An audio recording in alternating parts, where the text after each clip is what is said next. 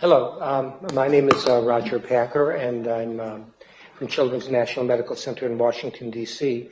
It is a wonderful honor to be here with your neurooncology team, Mila and the group there, with all your leadership here. It's just a phenomenal opportunity for us to learn from you, and hopefully we'll give you a little bit of an update of what we're going to be doing.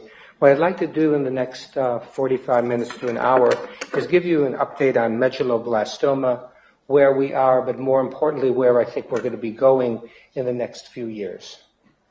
So medulloblastoma is not only one tumor, but usually it is a large tumor that fills the fourth ventricle. This is a lateral view of an MRI, and you can see how the tumor fills the fourth ventricle, blocks off spinal fluid, and causes hydrocephalus. But medulloblastoma is not one entity. It's multiple different entities, as we'll show you, and it also presents surgically in many different ways.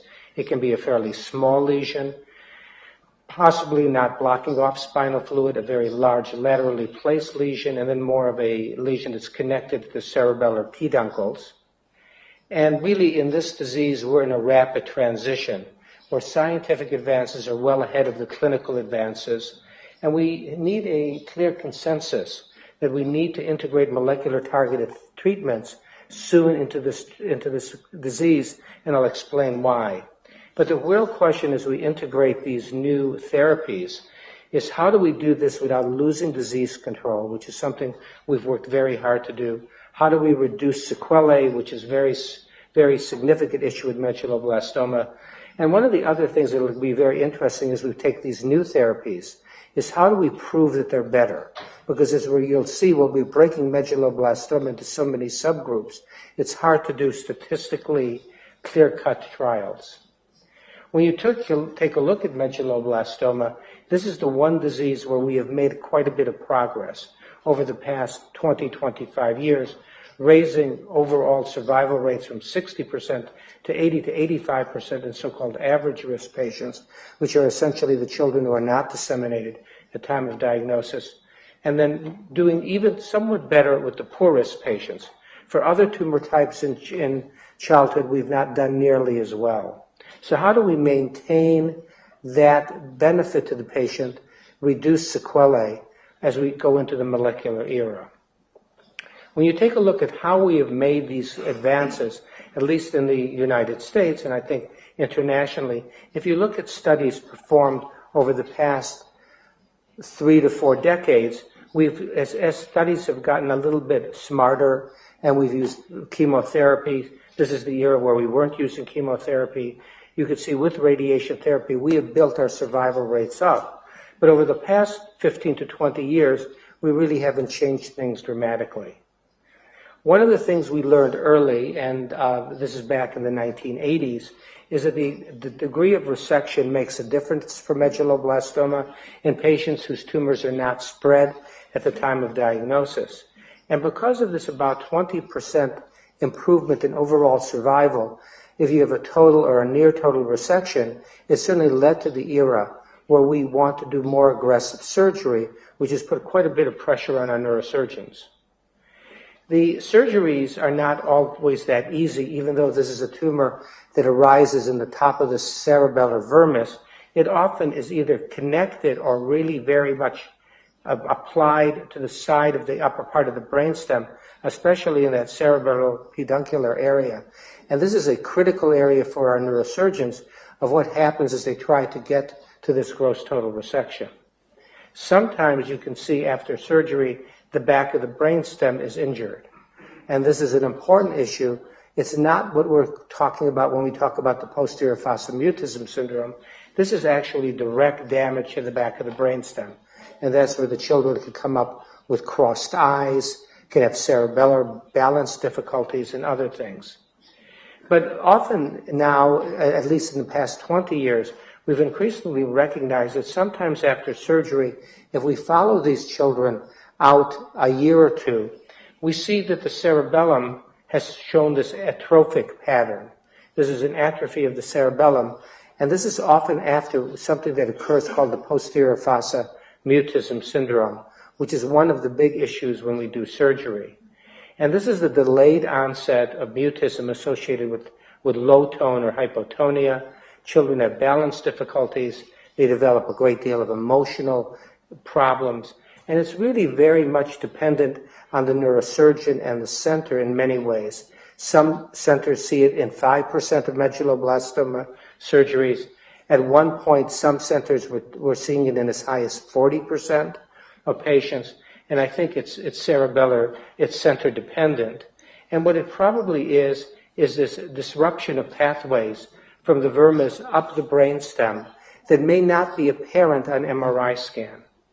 And when you take a look at intellectually, that many of these children will improve, get better with their balance, may have some speech difficulties, but regain most of their speech. But intellectually, those who have the mutism syndrome do less well.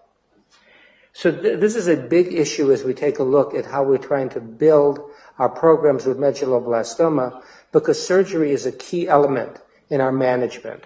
And if you try to get children into this average risk group, which are the children who do not have disseminated medulloblastomas, whose tumors are totally or near totally resected, that is the risk that you sometimes take. And we believe that with certain surgical techniques, you can reduce the risk of the syndrome. If you take a look at nationally or internationally, what you expect for medulloblastoma, before we talk about new therapies and new approaches, I think that about 60 to 70% of your cohort are these so-called average risk patients. And with immediate postoperative radiation therapy and chemotherapy, the expectation is that 70 to 80% of these children will be alive 5 years from diagnosis, most of them cured of their disease, although at risk for late effects. If you take a look at your high-risk patients, which is again about 30% of the cohort, they even treated with the immediate postoperative radiation and chemotherapy, still it is not a death sentence. 50 to 60% are survivors, but the doses of radiation required to control disease can be very damaging to the young brain, and that overall, you still lose about 40% of your patients. So a great deal of the work for the average risk is how can we maintain that survival, improve that survival without increasing sequelae, and for the high-risk patient, what can we do to improve their chance of survival, knowing that some of these children will survive, however, even with our standard treatment. One of the things that has been incorporated in the United States has been trying to use different forms or different techniques of radiation therapy, because we do know for this disease you have to cover the entire craniospinal axis with the radiation, or children will have disease relapse at a much higher rate. There have been a variety of different techniques to reduce the dose of craniospinal radiation, and most of the studies now have shown that it's safe in the non-disseminated older patients to take the radiation down to approximately a third, from 3,600 to 2,400. We'll show you some data at the even lower dose, which has been one of the disappointments in the field, that in the study we just completed, we could not safely take the dose down for the majority of patients. There have been a variety of different ways of you boost the posterior fossa, which we will talk about. But I think that one of the major new approaches that have been used now in the United States and in Europe has been the use of proton beam irradiation, which is a different type of radiation technique where the particle is a heavier particle. It can be more targeted, but the question is, what is the potential risks of that? So this has been our shift at least for the radiation of medulloblastoma. For children greater than 3, 4, or 5, and we'll talk about that in a little bit, there's been a real shift that we want to try to use less radiation therapy and tighter radiation therapy. But can you delay the radiation to 5, or do you have to treat 4-year-olds with the radiation? Can you use focal radiation only in some subgroups of medulloblastoma, especially with some of the infants? How low can you go with the craniospinal dose? And what is the issue of proton beam irradiation? How much difference does it make? I think there have been good studies to date that you have similar survival rates after proton beam irradiation in older patients. Studies coming out of Boston with Dr. Tarbell and her cohort really have shown that nicely. But, what we're trying to do for all of these is to decrease the volume to make it more focused, and it's under the assumption that there is no increased neurologic deficits. And this is where we have started to see some problems in the United States, and where proton beam radiation is not a panacea, and just like any technique, you have to learn how to use it. Radiation injury to the brain is something that we've been worrying about for the past 30 years, and data dates all the way back to the 70s and 80s, and people have all sort of classified radiation damage to the brain as an acute reaction during the first few weeks, early delayed, weeks to several months after, and then late delayed, the most severe, most common cognition, endocrine, multiple pathologies, maybe radiation vasculitis, maybe some autoimmune disease, and then secondary tumors, which is truly an effect of radiation in many cases. It also has to be put in. Unfortunately, when you take a look at proton beam, it's not really as clear when that damage occurs. And the so-called acute reaction during the first few weeks may take a little bit longer, and some of the acute reactions, unlike you do with standard radiation, do not get better or take a long time to get better. So we believe that there is a brainstem injury that can occur after proton beam irradiation, and I think in the United States at least it's gone through phases, which is not that much different than the phases for posterior fossa mutism. Initially, there was initial denial that this didn't occur. It was just better recognition of common radiation effects. Then it was said, well, this radiation damage that we're seeing after proton beam is transient, not significant and rare. I don't think that's correct. Then it went to the point where it had nothing to do with who treated them. It was just a matter of the proton beam and bad luck. And now I think it's recognition that it's partially technique and operator related, that like any other kind of thing we do in medicine, there's a learning curve of how to use the proton beam irradiation. And if you don't do that, you're going to get more into problems. And this is one case. I'll show you a 34-month-old diagnosis with a large posterior fossa medulloblastoma. We unfortunately treated her with whole brain radiation with the proton beam and focal radiation. She got quite a bit of chemotherapy. Then, about 4 months following proton beam irradiation, we started seeing some patchy changes in the brain and in the brain stem, where the brain stem started becoming somewhat wiped out. And then as we got 7 months after radiation, we started seeing what to us seemed like early necrosis of the brain stem, with a lot of damage within the tumor tissue. And then unfortunately this child died, and in autopsy, although there was a little bit of residual disease, most of the brain stem just looked like bland, damaged tissue. And this is what we have seen with the proton beam when we've got into trouble. We've looked at 35 children. We do not have a proton beam unit in Washington. We have one coming in about a year. We've sent our children elsewhere when they're very young for proton beam. And we looked at our first 35 children who received posterior fossa radiation. 12 had some definite injury after proton beam. 9 had some possible injury. These children tended to be young, and the younger you were, the more likely you were to get into trouble. They were seen from a variety of different tumor types, and the majority of patients had received quite a bit of chemotherapy. So it may not just be the proton beam, it's an interaction. But for our experience, we see some changes within 6 months from completion of RT, 1/2 within 2 months, and the symptoms of detection are significant, whereas children are often not just seen radiographically, but they become symptomatic. They're unsteady, they may have hemiparesis, they may have trouble swallowing, and unfortunately we've had 3 clearly die from the proton beam. 2 others who had other complications who did pass away, we're not sure if it's entirely with the proton beam, but some have remained asymptomatic, but some have gotten worse and then improved, but haven't gotten back to baseline.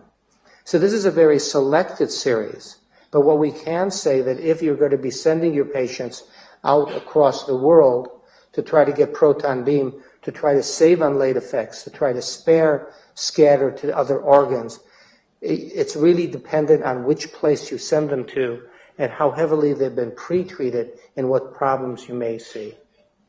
And that the radiation we're seeing doesn't fit into the classical way we define radiation therapy. The timing is different. The severity can be quite a bit different. So this is just something, as we're trying to change our treatment patterns in the United States, one thing we've been seeing. And we've tried to develop radiation evaluation score systems, which can be very difficult because, once again, you have to you factor in not only how bad is the radiation damage, but where does it occur, how much of the brain is involved. And this is what we really think the take home is, that it occurs early, occurs in the very young, usually symptomatic. We can see devastating outcomes, and we're still trying to work out the etiology. And it's not at every center, and every center has a different percentage, but it's something I think you need to be aware of, especially as you refer babies and young children for radiation therapy. Now, what we'd like to then show you are what are the results of the trial that we just did perform with radiation, trying to reduce the dose of craniospinal radiation. And this is a study that we did, and I want to show you what our background is. When we look at where we should be with treatment of medulloblastoma, and we take a look at what our national standard should be, this is a study that was completed about 10 years ago.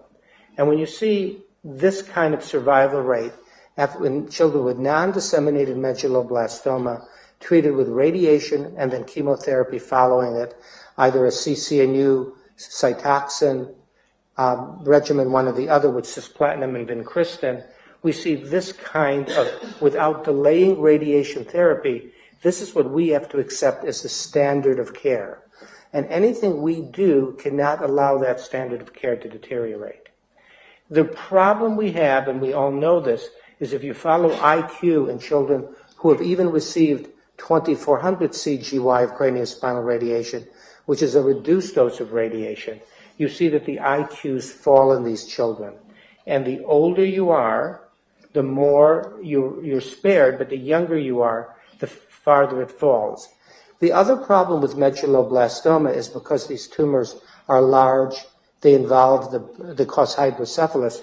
Many of these children start with IQs before they are even treated with radiation, below 100.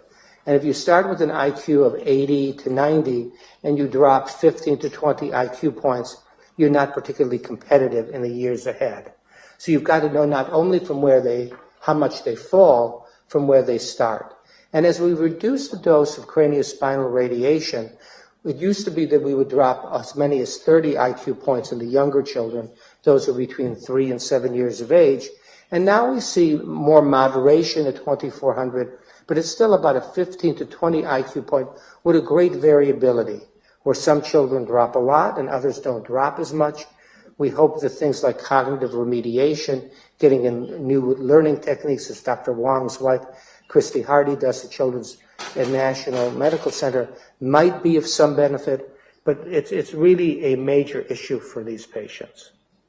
So the trial that was just completed was a trial that Dr. Mikulski led for the Children's Oncology Group, where there was an attempt to reduce the dose of craniospinal radiation for children with medulloblastoma who are non-disseminated from 2340 to 1800, another third reduction. And there was also a second component of the study that instead of using radiation to the entire posterior fossa, to just give radiation to where the tumor arose. So what this study initially showed was that you have to be very careful when you do these kind of studies, because if you enter the wrong kind of patient on the study where you're reducing radiation, you're going to get into trouble. And one of the problems we have in the United States, and I think it's an international problem, is that we think we all know how to read MRI scans, but very often people don't take into account that some medulloblastomas are not disseminated, and that if you don't do meticulous imaging of especially the spine area, you're going to miss disease that's in the spine. And if you take a look at a central review of the images, those children who did have disease and they were not picked up by the institution and they are treated with lower doses of radiation, have a dramatic poor outcome. So if you're going to go into these studies, your neuroradiologists are going to be critical in defining out if there is any disease left. And even at centers that think they're experienced, this can be a big problem. And what we are doing now, nationally and internationally, is mandating a centralized real-time review of the images before you can say you can go on study. There's this very interesting intermediate group where in our reviews, the studies were not adequate. They just didn't miss the parts of the brain areas, the spine were shielded, and there it's amazing that right in the middle is the survival rate. So this is an important issue, but it's not a new issue. When we looked at the old study 10 years ago, in those children who had disease and they were missed and they got the reduced dose of craniospinal radiation, they have a much poorer survival.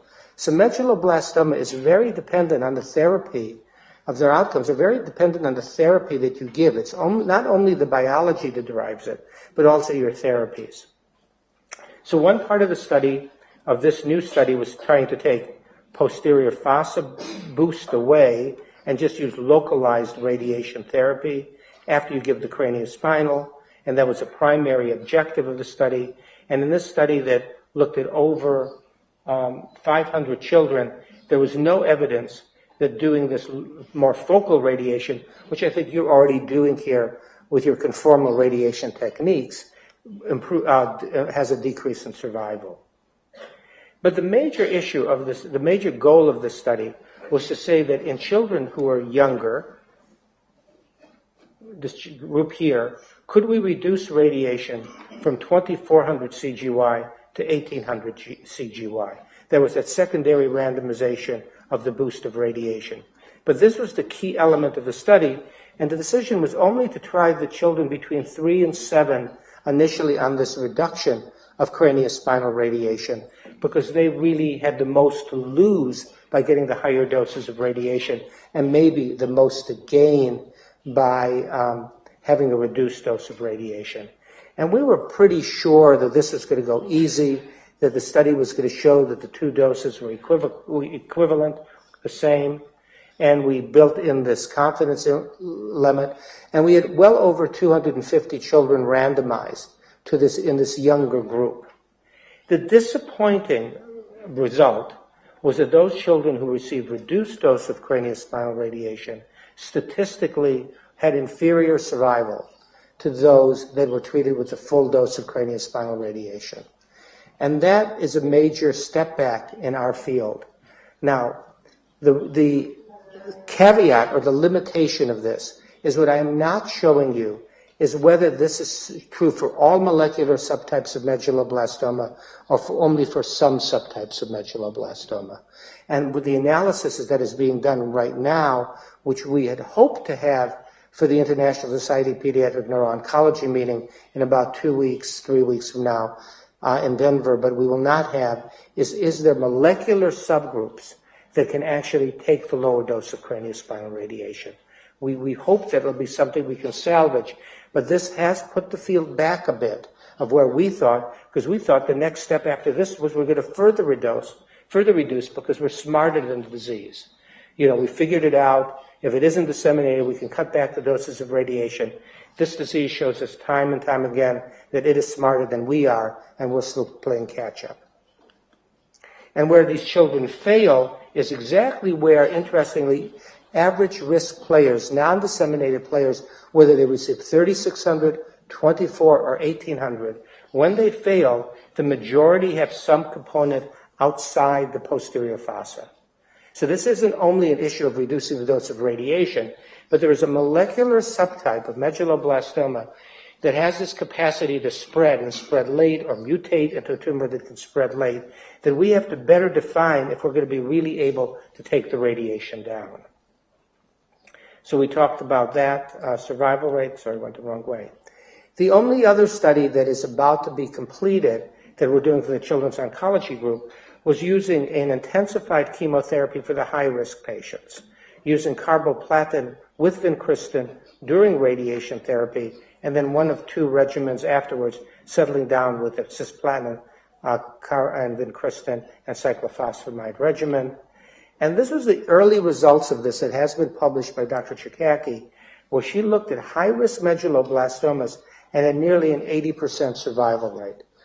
The national randomized study is just completed accrual, and we're about a year or two from getting the results of this if we can see this same rate. Now, this study did use a lot of radiation.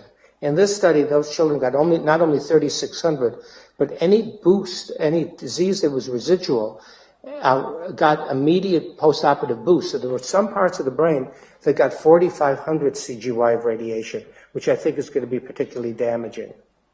But this is the study that was done, and there was a randomization. There was also a randomization using retinoic acid and non-retinoic acid, but this did not work, so this component of the study was dropped. And the randomization was whether you received carboplatin as a radiosensitizer during radiation therapy or you did not.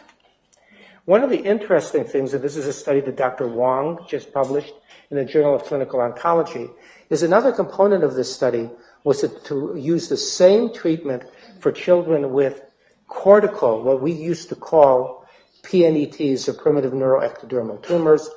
That component of the study was stopped because there was two reasons. There didn't seem to be a clear advantage to this approach for that group. And the second is it became very clear that what we used to call cortical PNETs were many different entities. This is work from Stefan Pfister's group in Germany showing how many different tumors make up that group that is called cortical PNET.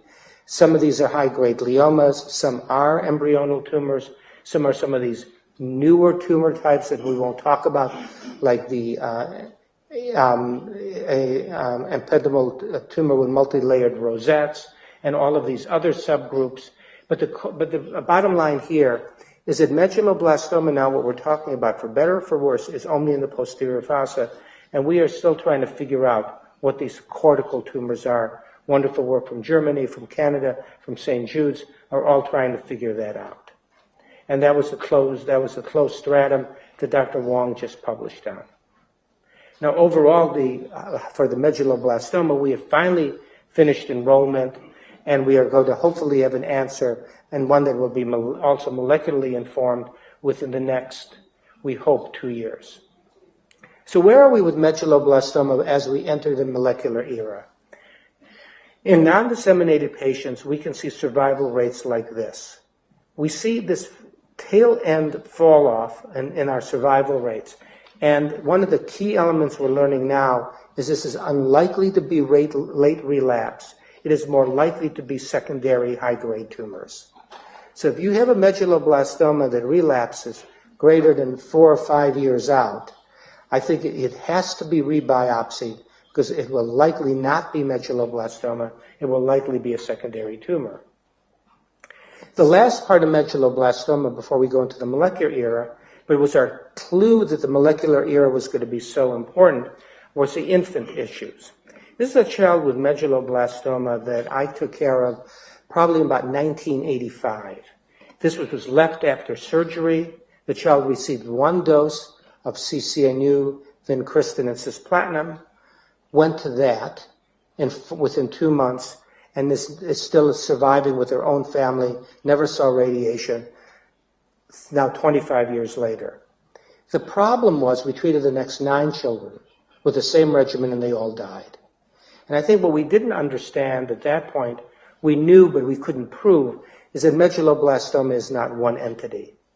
The work from the German group, Dr. Rutkowski and others, showing that you could treat children with one subset of medulloblastoma with chemotherapy alone, using the intrathecal methotrexate and Ara-C and some moderate high-dose chemotherapy, showed very clearly that that was a very successful approach for one histologic subtype, which we know is one molecular subtype, the desmoplastic medulloblastoma with multiple nodular areas. But you did not do nearly as well for other histologic subtypes of medulloblastoma. And this nodular desmoplastic medulloblastoma with extensive nodularity is the one we all focused on. And once again, we thought we were smarter than the tumor, and we didn't need all of the treatment that the German group had put in for this group to avoid radiation therapy in infants. And we would treat them with a less aggressive regimen. And unfortunately, this study, which opened in 2010, closed early because we had excessive numbers of relapses.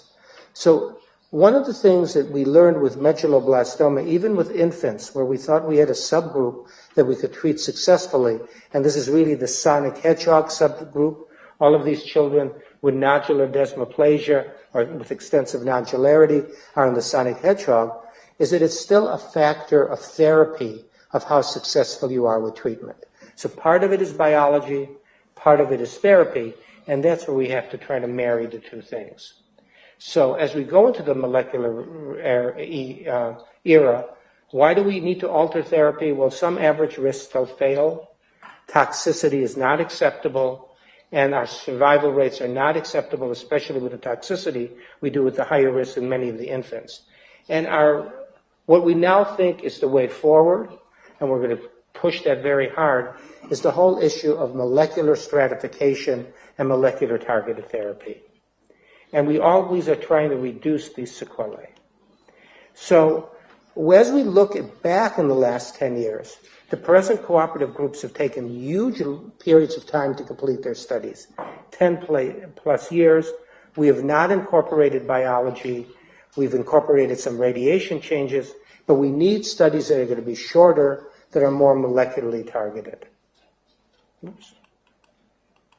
So starting to go to medulloblastoma, we know that this is not all one entity. We've known it for decades, that even in these small blue cell tumors, we've seen areas that look different, these clones of tumors and clonal stuff, and we've always knew that medullo was not one entity.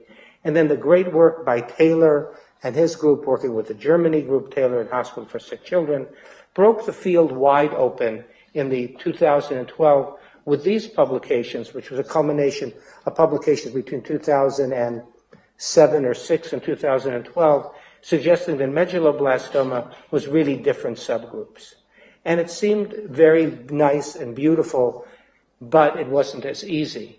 But this idea of one subgroup having the so-called Wnt-driven tumors, another being sonic hedgehog, and this overlapping group 3 and 4, based on molecular data, was we thought was the great breakthrough of medulloblastoma, and it is, that would lead us to a better therapeutic approach. And some of the most important things about this is we could start understanding the disease. The Wnt tumors, which molecularly subgrouped in one group, were tumors that occurred in somewhat older children. There was a little bit of a tail that occurred in young children, but mainly this was a tumor between children between about 6 and 15. The sonic hedgehog, which looked like at one time a very good risk of tumors, but only in infants it turns out to be, was a very interesting tumor. It occurred in very young children, dropped down, and started occurring more in adults. And the group 3s and 4s, which are overlapping groups, were in this group that started around age 2 or 3, and especially in the 4s occurred in later childhood. The group D is now considered group 4. More importantly, when we took a look at the initial data that was put out by the Taylor group and their consensus, is there was a dramatic survival difference. Predominantly the Wnt tumors, which is this higher group, had nearly 100% survival with standard treatment. And the sonic hedgehog tumors were down here. Now, many of you do know that much of this data was generated on specimens, not in Germany and Canada, off of specimens that were at the Burdenko Institute in Russia. And much of this data would not have been possible without the tissue that came from you guys, from our colleagues in Russia, because you had the volumes of patients, and this is what we talked about with your group. You have volumes of patients that we can't touch centralized in the United States. I may see 5 to 10 medulloblastomas in a year in a very busy year. In a slow year, you see 30 to 40. So that the ability to do studies that are molecularly based are so tantalizing here in Moscow that we really need to push forward. This kind of data would never have been generated without the data, without the tissue you provided and the data you provided. So what are the breakdowns for these tumors? This is Geo Robinson's from St. Jude's slide. But about 10% of the children are going to be the sonic hedgehog. About 25% of infants, children, and young adults are going to, 10% are going to be the Wnt, 25% will be sonic hedgehog, and there's this overlapping groups of 3 and 4 that will make up, with 4s making up the majority, especially in children over 10 years of age.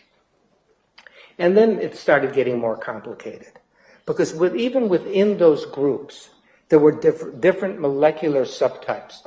Within the Wnt, within the sonic hedgehog, clearly within the groups 3 and 4, that seemed to make a huge difference in overall survival. And one of the things that gets us to is how do you molecularly characterize medulloblastoma? Clearly the knee-jerk is that you have to molecularly characterize them. I would argue you only need to molecularly characterize them if you're going to do something different, depending on what you find on your molecular characterization. But there are different platforms that are being used, but they all get us to the same place if they're used correctly. I know that a lot of the work going on in Russia and at our institution has been nanostring-based, has been the group information from Hospital for Sick Children with their group there. But the Illumina 450 and now an 850 methylation array probably gives you more data, maybe a little harder to report and to interpret. And there are different ways to use FISH and other immunohistochemistry to make those separations.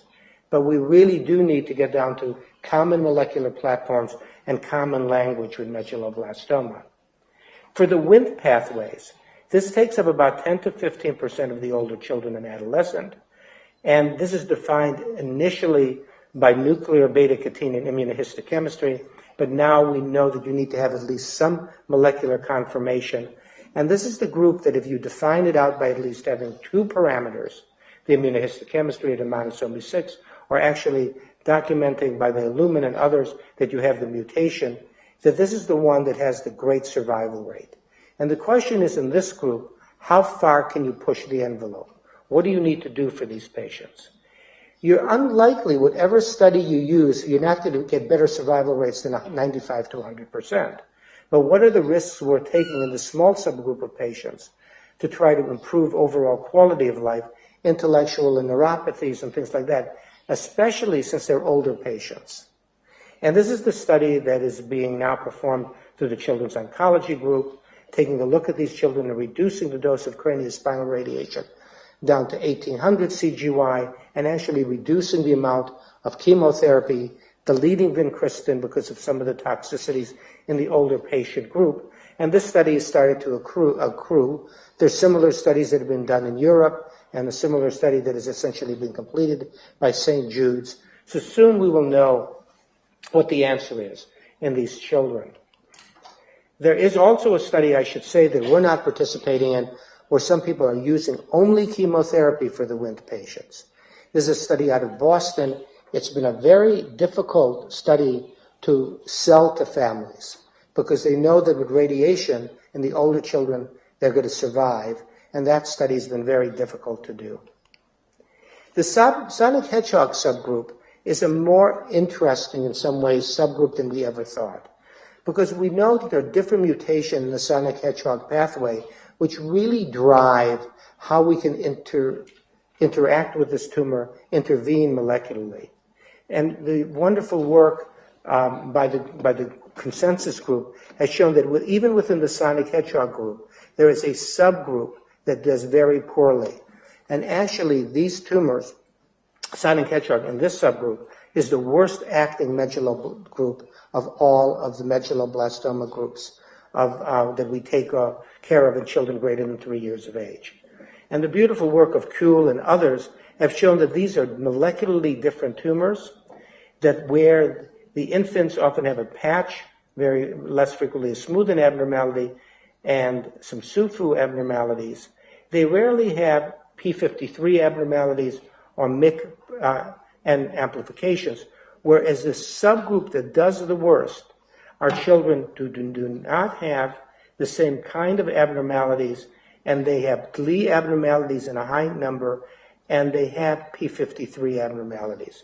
And this is a subgroup that we have less than a 30% 5-year survival rate. And then it goes back to the adults that don't pick up these other mutations, and they have a better survival rate, probably in the 70 to 80% range. So the children have both a very good risk group in infants and a very poor risk group in these younger children between ages of about 3 to 10, with a little bit of overlap each way. And because of that, we really have to think of that sonic hedgehog group as two molecularly different groups. The adults is a different entity in themselves, that for these upstream mutations without P53 are the infants that seem to do fairly well with intensive chemotherapy alone, but what are we going to do for the very poor risk group?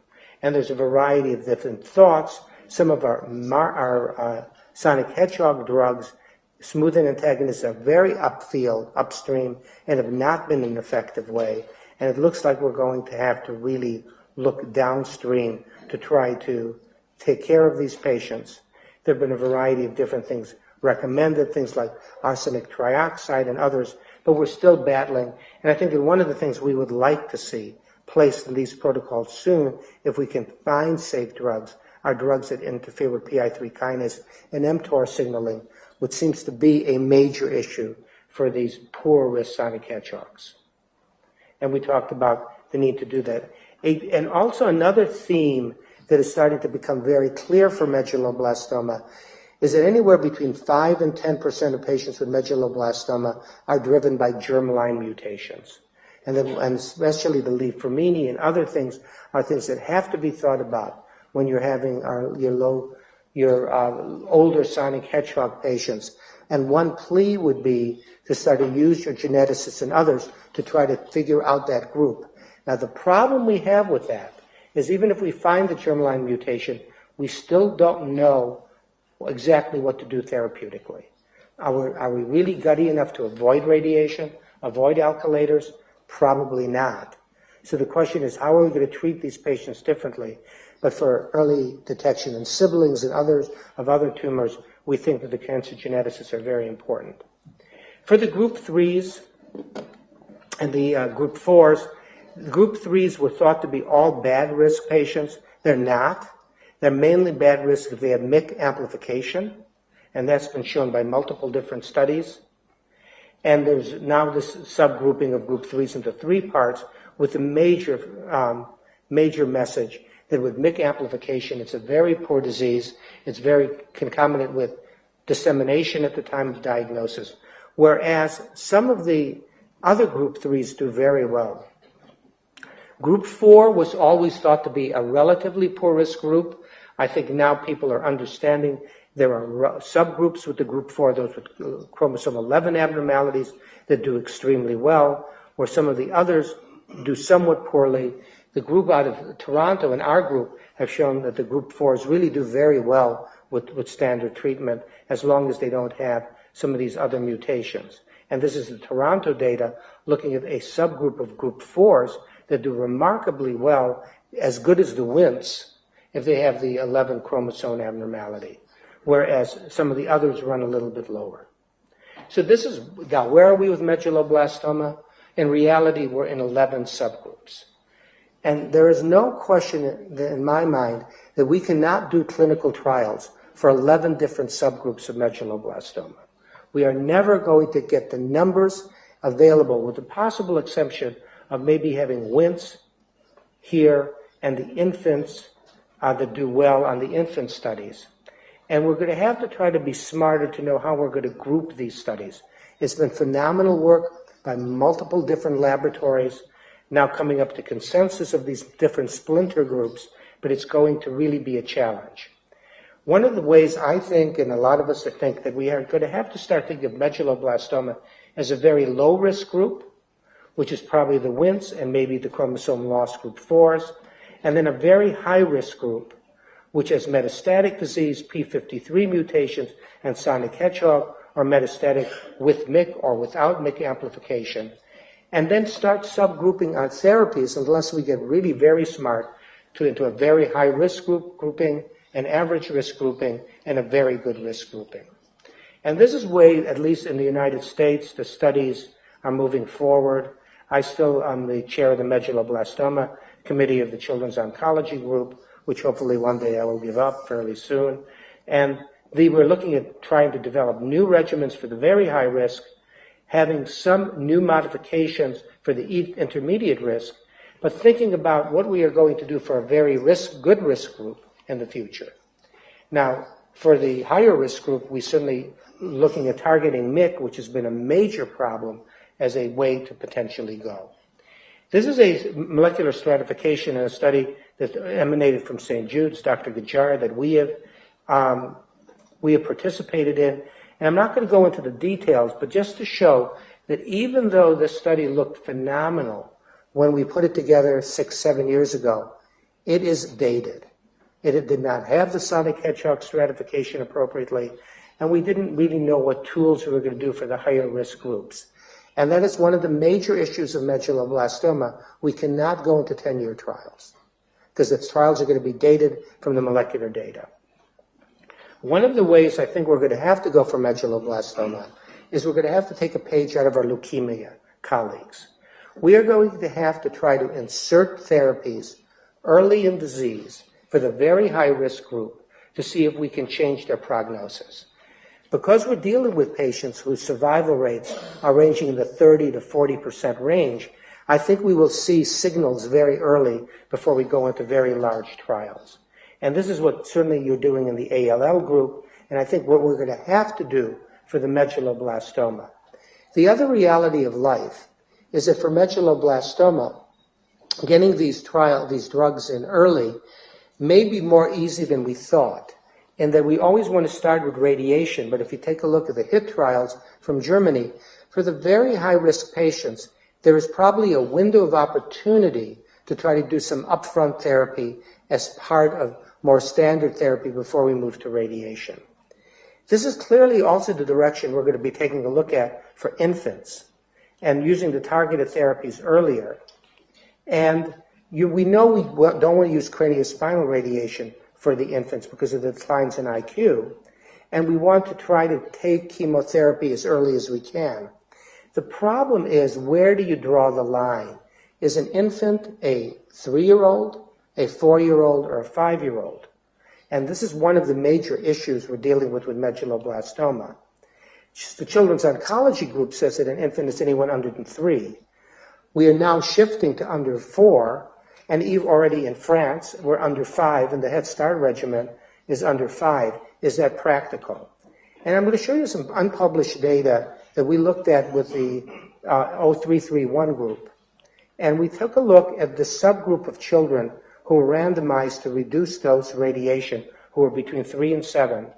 And we said, okay, for those children between 3 and 7 for the entire group, a reduction of radiation was not possible. But, and this is very interesting, we take children between 3 and 5 alone, and we ask the question of, can we reduce the dose of craniospinal radiation to salvage neurocognitive data? This is work from Dr. Hardy at Children's and National, Dr. Wang's wife, and Leanne Embry from St. Jude's and other from COG. The dramatic changes and drops in IQ were not seen nearly as much in the children who got the lower doses of radiation therapy. So as we're trying to avoid radiation, we have to realize in children between 3 and 5 that the reduction in radiation has made some difference in their overall change in IQ. And this is the most striking in those children where we reduced the dose of radiation and had the posterior fossa dose even tighter. And this was the group we saw where what you did, you reduced the radiation and you used very tight posterior fossa. We could not see a real reduction in IQ, whereas with the higher boost. And one of the things we have not really factored in as a community is what is the evidence that the focal radiation is so safe for you, especially if you're covering a lot of the cerebellum. So we took a look at these patients to see, now, what is the survival rates for this subgroup of patients? And there were 83 patients that were less than 5 years of age on this study. And this was the overall survival for these children less than 5, between 3 and 5, if you use immediate craniospinal radiation. And it's not bad. That's the EFS and this is the overall survival. If you see children between 4 and 5, these are children who are less than, younger, and these were the children between 4 and 5. The children between 4 and 5 maintained, with immediate radiation, a really good survival rate. So how much can you really risk? For the children who were between 3 and 4, they did not have quite as good a survival rate. Maybe this is the group that you have more of a leeway to put at risk. And we take a look by craniospinal group. This is also interesting. For the children less than 5, it was almost impossible to prove that the lower doses of craniospinal radiation had poorer survival. These are similar data. So one of the things that brings out is the children between 4 and 5 treated with craniospinal radiation at 1800 seem to be doing very well. And then in our IQ testing results of about 81 assessable children is that although these are early numbers, the children between 3 and 4 did drop fairly significantly in their IQs. But those children between 4 and 5 only dropped 2 points in their IQ on average. So that raises the question, where should that limit be for the infants? And I would argue that it's hard for me to justify avoiding radiation in children greater than 4 years of age. So conclusions are that the children between 3 and 5, it's hard to prove that the lower doses of radiation therapy did anything. The neurocognitive status was improved. What is the correct age? That's something we're going to look at. And what is the role of boost RT? I think it does play a role. So how are we going to move up agents for medulloblastoma? I think for the high-risk medulloblastomas, we're going to start moving more agents in earlier into therapy, because we've already shown in many other studies that relapsed medullo and newly diagnosed medullo are molecularly somewhat different. What are going to be these options? We're not clear-cut. We had hoped that we would be doing things that would look at some of our chromatin remodeling, like the beta domain proteins. This has been very frustrating. There's the promethorexate gentamicin approach from the St. Jude's group. Retinoic acid didn't work. And a couple of the things that I think are going to be integrated quickly is that there is data coming out of Jim Olson in Seattle about that some subsets of high-risk medulloblastoma do have abnormalities in CDK4 M2As. So introduction of the CDK4/6 inhibitors like palbociclib or ribociclib or something that I think are going to be pushed in early. We're trying to get data from something called the pediatric MAT study to see what kind of drugs should be done. And they're looking at a variety of different drugs at the time of relapse and hopefully finding a clue for drugs that could be put in early into therapy. There are immunotherapy studies like the study that Dr. Wong is running at Children's with Dr. Mitchell and in Florida. The REMAT study, this is another new approach looking for medulloblastoma, looking at immunotherapeutic approaches that he'll talk about, and there are vaccine trials. We are all looking for what are we going to add to these very high-risk medulloblastomas. My gut feeling is the first thing up will probably be the CDK4/6 inhibitors. I think that'll be first, but we are also looking for PI3 kinase, dual mTOR inhibitors, and other drugs to put in this grouping. Now, we know how to put them in children who are going to be less than 3 or less than 4, and the state of the art is, I think at this point, there's little effort of what we're going to do molecularly for the Wnt tumors because they are doing so well. Most of the pressure has been to reduce the dose of radiation therapy. For the sonic hedgehog tumors, we are battling. We are looking at incorporating new drugs, and we have the p53 germline issues, and CMET is another target for the group 3 or 4. Targeting MYC has been very difficult. We may be looking more again at the HDAC inhibitors, the PI3 kinase drugs, the new CDK4/6 drugs to try to incorporate them early. And this will be our movement. It's going to be just like what the leukemia groups are doing in their very high risk. Define out your subgroup and then try to integrate some newer therapies both early and then in maintenance to see if we can make a difference for the high-risk patients. How are you going to incorporate it? We've moved to the point by saying, if you're just going to throw it on at the end, it's probably not going to work. We have assessed it in relapse. It hasn't been quite as effective as we want, but we have to look at it in newly diagnosed patients. We have to understand these new molecular therapies are going to have unique sequelae. You talk to the St. Jude's group, where they put the sonic hedgehogs in early for infants with medulloblastoma and other embryonal tumors. They have a group of children, a small group of children, that are essentially dwarfs at this point. They were so damaged because of the growth plates collapsing that they're going to be 4 and 4.5 feet of age when they grow up. So I think we have to understand, as we try to reduce one thing, we're going to go to the other, and that is going to be our future for this disease. So lots of steps, lots of things still to do, but I think there is a window ahead. Thank you very much for your time.